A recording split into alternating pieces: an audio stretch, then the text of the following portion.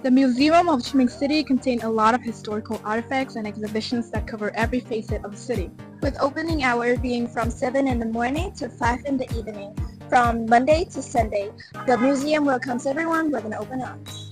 Its construction commenced in 1885 during the French occupation and was complete in 1890 by French architect Alfred Fahu with an area of nearly 2 hectares. After the liberation of South Vietnam on April 30, 1975, the Ho Chi Minh City People's Committee transformed it to the Museum of Ho Chi Minh City. There are 9 specific exhibitions which present the historical formation and development of Ho Chi Minh City. The first one is nature and archaeology. The second one is geography administration. Then there is trade port, trade service. And the industry of handicrafts and culture. There are 2 on the revolution struggle. And the final one is the industry of war resistance and Vietnam currency. This industry handicrafts exhibition showcases pictures and artifacts of traditional handicraft, highlighting the city's industrial aspect through various display sections. Okay, so what do you think about the architecture here, and what's your opinion when visiting this place?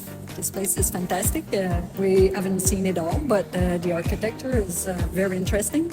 And we like the history. That's exactly what we were looking for, the last 100 years of your history here. Yep. Yeah. Pretty much the same idea. It's interesting to see the artifacts and to try to understand what people in Vietnam have been through the wars of their independence. So today we're going to guide our friends to the Ho Chi Minh City Museum of Fine Arts. And it's such a treat for your eyes. Really? Why is that? Because the museum is such a beautiful place with the yin and yang titles and having stained glasses as well as this swirling stare and the dazzling color. And the more famous thing about the museum is that it had a collection of antiques and also a lot of exhibitions for you to contemplate. In the beginning, the Ho Chi Minh City Museum of Fine Arts was owned by an affluent Chinese-born trader named Hua Bunhua. By 1987, it was repurposed to become a museum, and it has stayed that way ever since. The Museum of Fine Art is designed in a Art Deco style which blends between the Asian and European style to create a work of art. So do you know that with a massive area of 3,514 square meter, this museum is divided into 3 buildings. The first one displays after 1975 artworks from famous painters such as Nguyễn Gia Trí, and the lacquer painting behind us right now is from one of his collection. This is my first time in Southeast Asia, so my other travels have typically been in Europe, and of course as you go into the main pilgrimage museums in Europe, the Louvre, the portrait galleries in London, the Vatican, etc., you're going to see a completely different style. So one, it's pretty cool to see this Southeast Asian influence.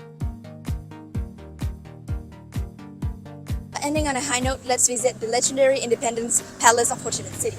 So the Independence Palace of Ho Chi Minh City charge an entrance fee of 10,000 Vietnam dong per kid and 14,000 Vietnam dong per adult. Even more, it opens at 30 a.m. in the morning and closes at 4:30 every evening.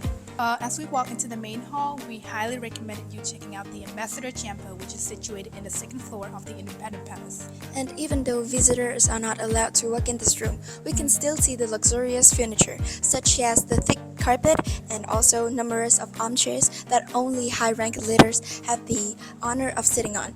And moreover, the most striking features that I've noticed about this room is the lacquer painting, which is located at the back of the room. You can also examine the multi-level basement, which is also a life-saving bunker for the leaders in the event of an attack.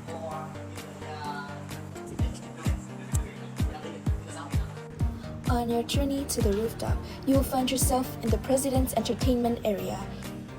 Finally, on the highest rooftop, you can observe bomb marks which have been created by bombers of the Democratic Republic of Vietnam.